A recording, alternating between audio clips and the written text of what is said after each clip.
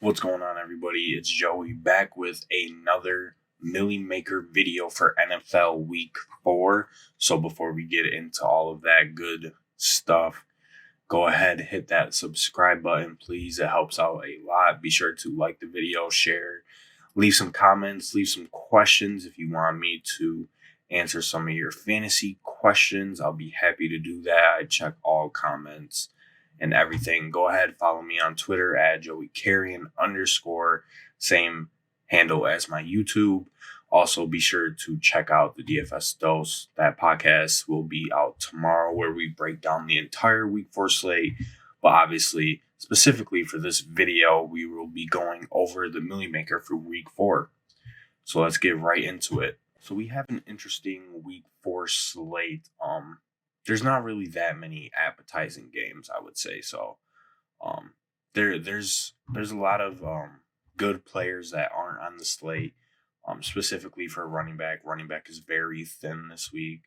But, I think that provides us with a bigger edge on the field if we can narrow down our player pool to guys that we think have the highest chance of reaching their ceiling this week in these games. So let's go ahead and talk about some quarterbacks. Obviously, we got Patrick Mahomes on top again at 7,500. Obviously, he's the best quarterback in the league right now. He's lighting it up. He's hit 30 points in each of his 3 games so far this year. Over 300 yards in each game, over 3 touchdowns in each game as well. Just putting up absolutely incredible numbers. 1,100 yards on the season so far. No interceptions. Just the ultimate fantasy quarterback. And he's going up against Detroit. In Detroit, not scared of that. Go ahead, lock and load Pat Mahomes into all your GPPs. Honestly, I'm not even gonna lie. I play Mahomes pretty much every week in the Millie Maker. Just because the Chiefs just are a great offense, and I always want exposure to them. And if you see right on the side, these are the projected ownership for each player for this week. So Mahomes at 10%. It's usually a little bit lower because people don't like paying all the way up. They like to pay down at quarterback, but he might be a little bit higher owned because of the slate. But I still love him for this week. And we got guys like Lamar Jackson, Tom Brady. They're pretty expensive, and I think they are in good spots. Lamar Jackson has been pretty good this season so far. 2 30-point games, a 21-point game last week against the Chiefs. His rushing floor is phenomenal. 16 attempts, 8 attempts. You always want that with your quarterback, and he's priced relatively high, but I probably won't go there as this is a pace down game. Both teams will try to control the ball, and that doesn't make for a good GPP play. Tom Brady's going into Buffalo. Brady usually performs pretty well in Buffalo, but I don't like this spot here for 6,600. He's shown that he does have some upside, like he's hit 28, 24, 23. So he's had really good games the first 3 weeks, but I don't think he has 35-point potential in him with this Patriots offense. So I probably won't go there. Then we got this mid-tier of quarterbacks: Watson, Goff, Rivers, Russell Wilson, Kyler Murray from 6,000 to 6,400, which is just the absolute stone nuts of just a loaded quarterback tier. Honestly, my favorite play on the slate is Russell Wilson, 6,100. Going into Arizona, we know that Arizona likes to run a lot of plays, and that makes well for a good fantasy day for both sides of the team, because if one team is running more plays, that means the other team is running more plays. So Russ Wilson, 6,100, he's just way too cheap for the game script, and I love Russell Wilson this week. Obviously, he had to throw a bunch last week. Probably won't throw that much against the Cardinals, but we could probably project him to be throwing 30 to 40 times, plus his rushing for.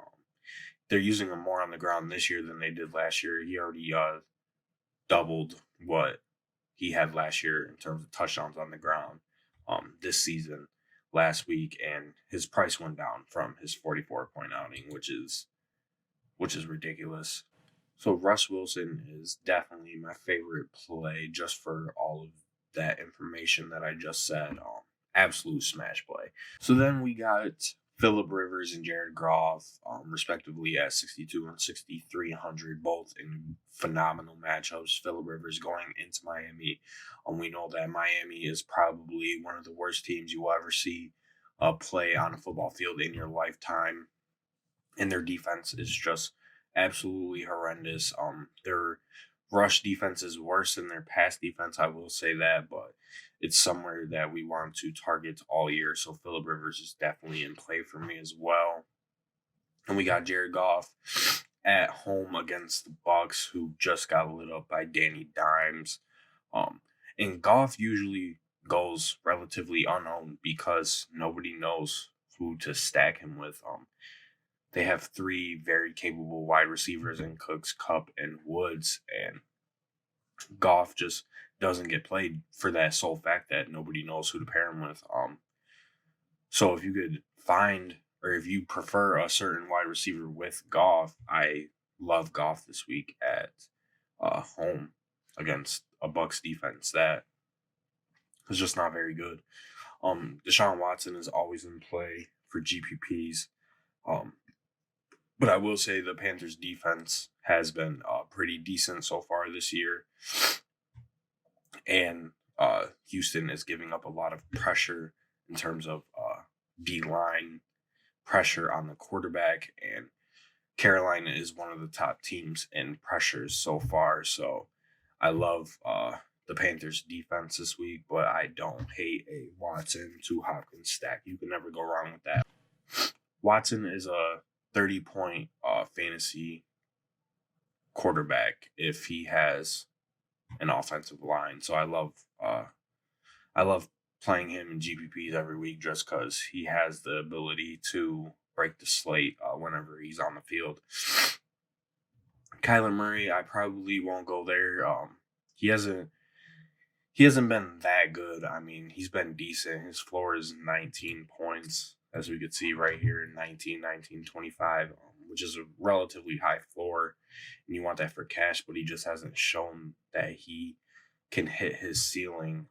He did have his most rush attempts and rushing yards last week against the Panthers, but his ADOT is just very, very low right now. And if you don't know what ADOT is average depth of target. It's an advanced passing metric that is used in fantasy. Obviously, the casual player really doesn't pay attention to ADOT and air yards, but if you're playing DFS and you're playing DFS seriously, you should be looking into these stats that could help you win more money and gain an edge on the field. So these are stats that you want to look at. You want to search up weekly. Personally, that's what I do. I look at all these advanced stats after the week is over and begin my process from there.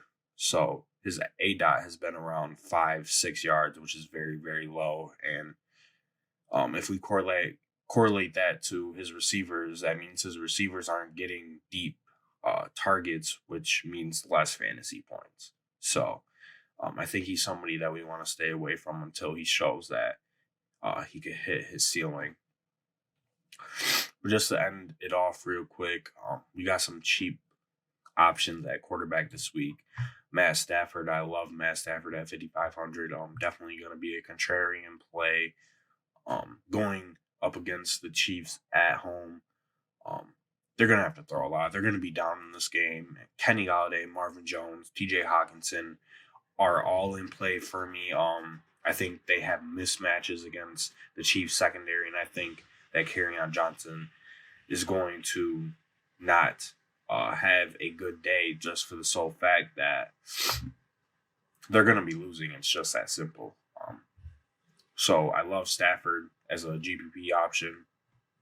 And we got Daniel Jones, 5,300 going up against the Redskins, who have a top, or I should say a bottom three secondary so far this year. Josh Norman, people hear Josh Norman and they think, oh, he's good. No, Josh Norman freaking sucks. And the Washington secondary is not good, so that is definitely a spot that we want to target is quarterbacks up against Washington. And Daniel Jones is at home. They just lost Saquon, so Gallman's going to take over that role, and he's obviously not Saquon. He's not really that talented. So we can project Daniel Jones to be throwing a good amount, and they have him projected as most likely the second highest owned quarterback. So if you want to go there, I don't hate it. Just one more player that I want to mention before we move on to running backs is Dwayne Haskins at 4,700. Case Keenum missed practice today. I'm recording this Wednesday night. He missed practice with a foot injury. That is something that we want to monitor because the Giants have the worst pass defense. And if Dwayne Haskins can come in at 4,700, he'll be just in a similar situation to Kyle Allen last week, who was a stone minimum and was an absolute lock going up against the Cardinals. I think Dwayne Haskins can come in and be very productive against this Giant secondary that has gotten absolutely lit up by the likes of Dak Prescott, Jameis Winston, etc. So that is a situation to monitor, and I would not mind going there and pairing him with somebody who I'm going to talk about in the receiver section. But for now, let's move on to running back. So just before we get into running backs, I want to talk about a couple of statistics from the first 3 weeks of the Millie Maker. All right, so it's obviously important that we want to analyze who is placing very high in a contest with 250,000 people. We want to see what they're doing, what they're not doing, etc. We want as much information as possible. And I feel like this is very important if you want to gain an edge on the field.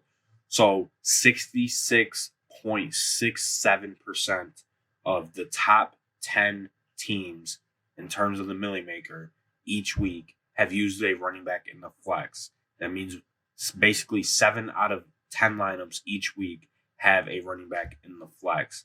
So we want to target running backs. We want to target guys where we know they're going to get volume, they're going to get touches, and we want to focus on getting those guys and prioritizing those guys into our lineups before anything else. So running back is very, very thin this week. Our top option is Christian McCaffrey at 8,800 on the road in Houston. I think he's a lock just for the sole fact that you're going to get at least 90% of the running back touches. It'll be 100% if they are losing or if it's a close game. Obviously, they were up a considerable amount at the end of the fourth quarter last week against the Cardinals, so they put in their backup running back, and McCaffrey finished with 92% of the touches. But week 1 and week 2, he finished with 100%. So Houston has a decent rush defense, nothing to be scared of, and 8,800 is a good price for Christian McCaffrey and the role that we're getting. And honestly, there's just no other guys to pay up to. I mean, you could go to Cook, but he probably has the worst matchup out of anybody going into Soldier Field against a tough Bears rush defense. I know that this says their rank is 28th, but don't let that fool you. The Bears probably have the best run defense in the NFL. So that is definitely a spot that we want to fade. I mean, if you want to get super contrarian, I don't mind Dalvin Cook, but that is not a spot that I will be targeting. Just to talk about some other guys real quick in this running back pool, we have Austin Eckler, who's in a fantastic spot going into Miami. Miami has the worst rush defense in the entire league, as we could see right here. They are allowing 208 rushing yards per game. Absolutely terrible. Absolutely terrible. He hasn't gotten, a lot of rushing attempts. I mean, 17 is pretty much the outlier out of these first 2 weeks. We had 12 and 9, but he's going to get you 6 catches. He's shown that's his floor. He's a second option in the passing game. Even though the Chargers are going to be ahead in this game, and there's obviously a chance for him to come out and not get enough snaps, I do love him this week. And I'm going to talk about his counterpart just in a bit after we get through these guys in this top range. We got David Johnson at home against Seattle. I don't hate it. We got Mark Ingram at home against the Browns. I think that could be a sneaky play. His price did increase by 1,100 from his 38-point outing against the Chiefs on the road. This is a tough, because I think the Browns defense is actually better than Draftkings is given credit for, and I don't hate playing Mark Ingram. It's just that there's always a possibility that other guys such as Gus Edwards, Justice Hill can get touches, and that's a very scary thing to know playing Mark Ingram. So I probably will not go there, but it definitely could backfire on me. Nick Chubb, I love him because he's getting, 95% of the running back snaps right now, and he's getting passing work increased from the first couple of weeks, and he had 7 targets against the Rams. I think they're finally starting to realize that this dude can, he can run routes, he can catch passes, but it's just a tough matchup against the Ravens, who are a pass funnel. Their rush defense is very good. As we can see here, they're only giving up 60 rushing yards per game. Just not a spot that we want to target. So I think he's an easy fade. And we got guys such as Derrick Henry, Marlon Mack, Fournette, Carson. My favorite play out of this tier is definitely Marlon Mack. He's just getting, volume. That's what we look for. 25 touches, 22 touches, 18 touches. We know where we're going to get out of them. The Colts just lost T.Y. Hill, and they're going to have to run the ball even more than they were before. Although Jacoby Brissett has been really good, and people do not give him enough credit. I think Marlon Mack is a solid GPP play this week at 6,100, going up against a defense that just let Dalvin Cook eat them to pieces. So I do love Marlon Mack. Fournette, 6K, probably won't go there. Could backfire on me, but, we live and die with our decision. So Fournette, I'm not going to talk about him. Not in play for me, as the Jags offense just isn't that good. But Chris Carson, so 15% projected for Chris Carson is pretty high. I don't know if that's accurate or not, because he burned a good amount of people last week in tournaments and cash games. So I don't know if people are going to play him again. Maybe people are just very sharp. But, Pete Carroll said that he still has confidence in Carson, and he does have a good matchup against Arizona, who is a bottom 5 team in terms of rushing yards per game. They're bottom 3, actually. They're giving up 157 rushing yards. Only 1 rushing touchdown, though. But it's still a good spot for somebody at 5,700, especially if Penny misses again. That's a spot to target.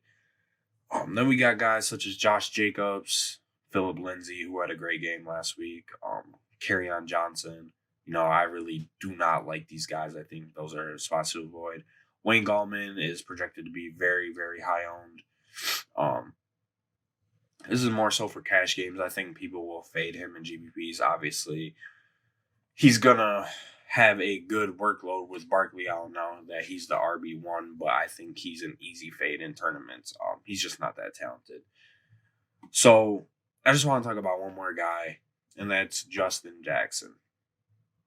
4,100, back up to Austin Eckler. projected to be a 1%er uh, going into Miami, and I already talked about how bad the Miami rush defense is. And we saw it last week with Zeke and Tony Pollard. They put Tony Pollard in, and Tony Pollard ended up with more fantasy points than Zeke last week, which was very, very tilting. I think the same can happen this week with Justin Jackson. I think they're going to give him an increase in rush attempts. I mean, he hasn't seen like any work, but he's been productive in the work that he has seen. He's averaged like an insane yards per carry, 9.5, 8.4, 5.2. 6 catches on the year so far. He had 4 catches last week. I mean, they only went for an average of 1 yard, but he should get a solid workload, as you can see right here. But it's just a smash spot for Justin Jackson. I love him in GPPs. I think he's one of my favorite GPP plays on the week at any position.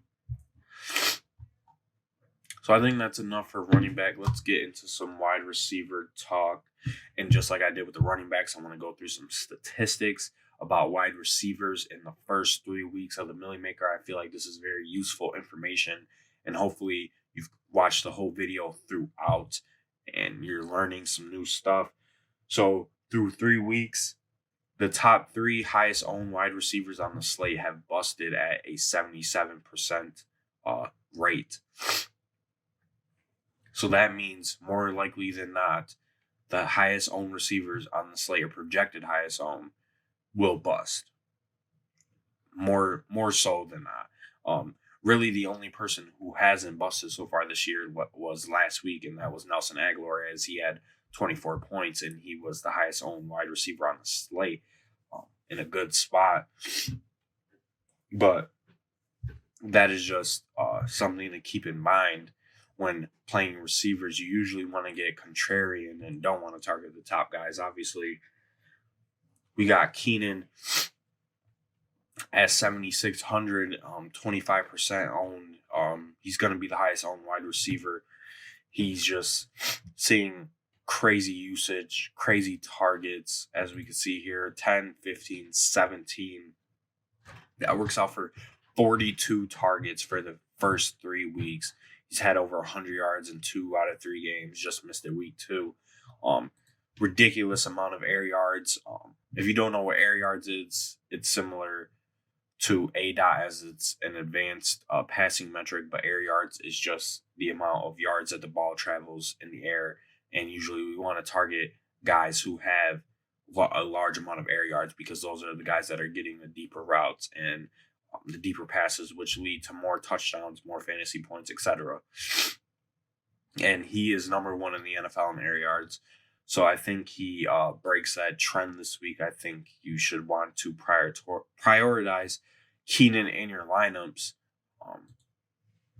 But that's not to say that I don't love Julio this week, going up against a struggling Titans secondary. Malcolm Butler hasn't been good. Adoree Jackson hasn't been good. Logan Ryan has been good, but he plays in the slot, so he won't see Julio. So I do love Julio this week at 7,800 for GPPs. Hopkins, you can always play Hopkins. That's enough said about him. Odell, I love Odell this week. The Ravens are a pass funnel. The Browns are going to have to pass to beat the Ravens, and especially in Baltimore. And I think this is a spot that we could target somebody who's playing 100% of the receiver snaps. He's a generational talent, as we all have seen, and I just love him this week. And he's definitely a great pivot off of Odell. And if you want to run some Baker to Odell sacks, I don't hate that. But just for this video, we're going to lock in Keenan, as he is the best receiver play on the board. And we got guys like Watkins, Mike Evans, Thielen, Kupp. I would be more inclined to play Sammy Watkins, as he is seeing a crazy amount of air yards as well. They just haven't translated the last 2 weeks.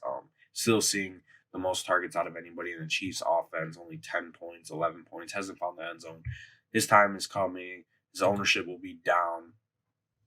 And I think he is a solid play this week in Detroit. And Darius Slay might miss. We don't know if Darius Slay will follow Watkins into the slot, but if Slay misses, we won't have to worry about that. So Cup, I talked about Goff. The Bucks secondary isn't that good, and Cup has been Goff's favorite target. So I love a Goff/Cup stack this week, and that brings up a good point talking about stacks. The game stacks are up so far in this season. You want to play, a game that you think is going to be high scoring, like last week. GPP winners saw, a Bucks Giants stack, a Panthers stack. So we're seeing more of those, and those have been staples of people's lineups throughout the top 10 in the Millie Maker. So we want to make sure that, we're following these trends and hitting these game stacks. So that is something to keep in mind. With the way that I'm looking at it this week, I'm going to try and target, Russ Wilson and, Tyler Lockett. So just to get back into wide receivers, Tyler Lockett is probably the best play on the board. He's running an insane amount of snaps in the slot, and Arizona has just been getting shredded through the air. They're missing their top two cornerbacks. And like I mentioned, when talking about Russell Wilson, plays are up, which means more opportunity for fantasy points. And Tyler Lockett does also have a very good ADOT. So I love Tyler Lockett. I love Tyler Lockett this week. 6,300. Think he should be a staple in cash games and GPPs. Just talking about some long guys. Kenny Galladay is just way too cheap. 5,900 at home against Kansas City is going to be in a positive game script for him. Like I said, they're going to be throwing the ball a ton. Kenny Galladay is Stafford's number one target. So I love Galladay this week. So for all the reasons that I talked about, Daniel Jones, Sterling Shepard is a great play going up against Washington, who has a very bad pass defense, and they are giving up a lot of points to slot receivers, and Josh Norman is absolute shit. So Sterling Shepard is just way too cheap, and he had a very good game with Daniel Jones under center, 9 targets, 100 yards. Saw a solid ADOT of around 9 to 10 yards. So I love Shepard this week at 5,800, and it looks like nobody's going to go there. So you could lock him in, just lock him in. Fitz, A-Rob, we got Diggs, Westbrook. None of the Vikings receivers are in play for me. Just a bad matchup all around. We got A-Rob. I don't mind Allen Robinson this week. He had a lot of missed opportunities against the Redskins. I mean, he had 7 targets, only 6 catches for 60 yards, 12 points. Not a bad day, but it could have been better. And I think he has a chance to bounce back at home against the Vikings. Don't think a lot of people will go there.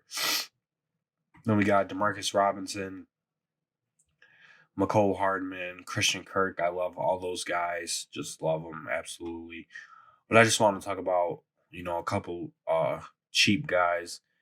I do love DK Metcalf for all the reasons that I said with Tyler Lockett. DK Metcalf is a great play.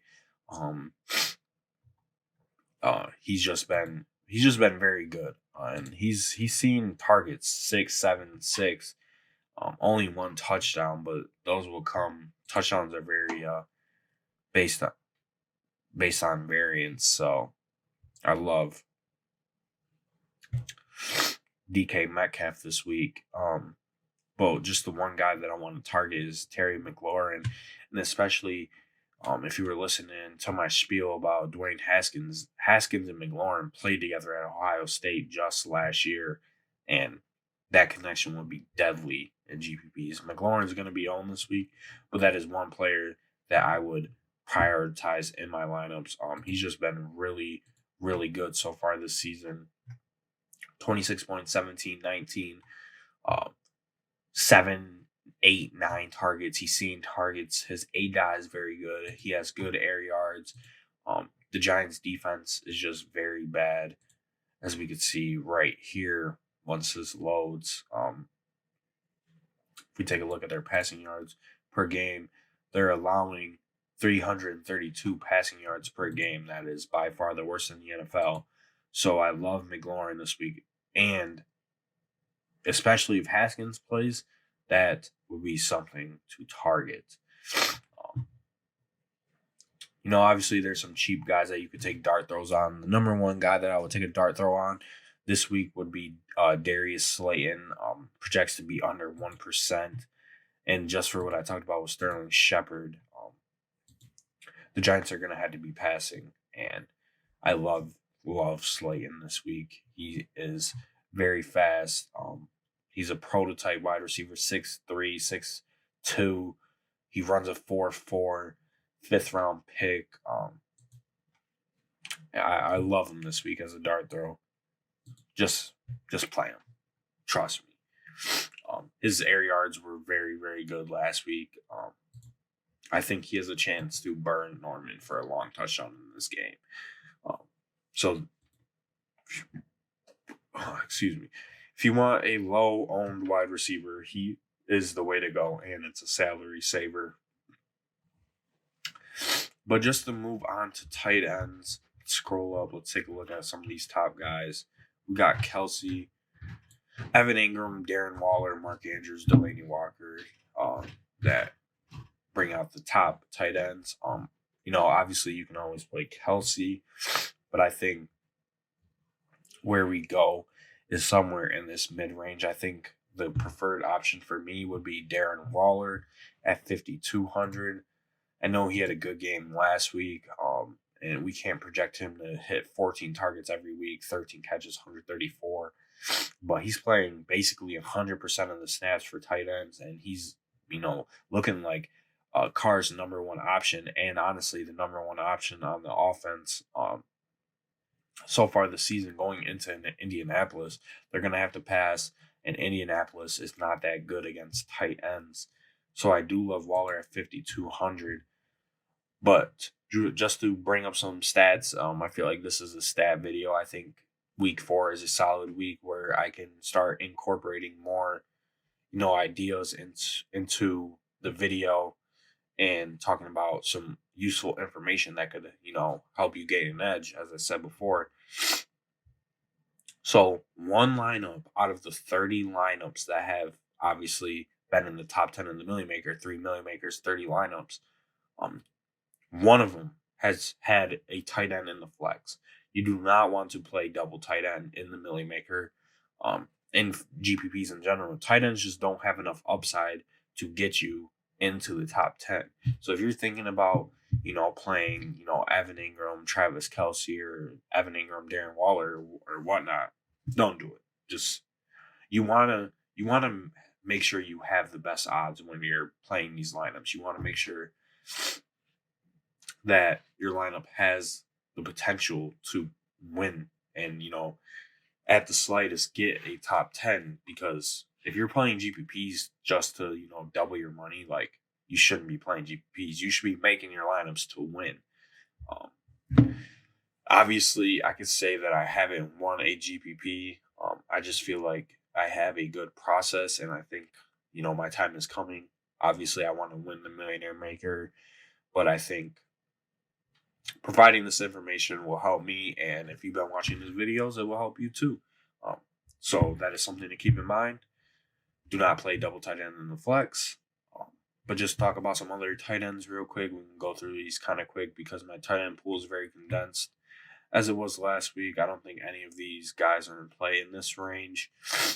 OJ Howard, maybe, if you want to take a dart throw at 3,900, but he just hasn't been involved. My favorite option, cheap option, I should say, would be Will Dissly. The Seahawks traded Nick Van Nett to the Steelers today, so it's the Will Dissly show. He's only been playing 55% of the snaps, but Van Nett was getting the other 45%. He's seeing increased targets. He's had good games, and Arizona is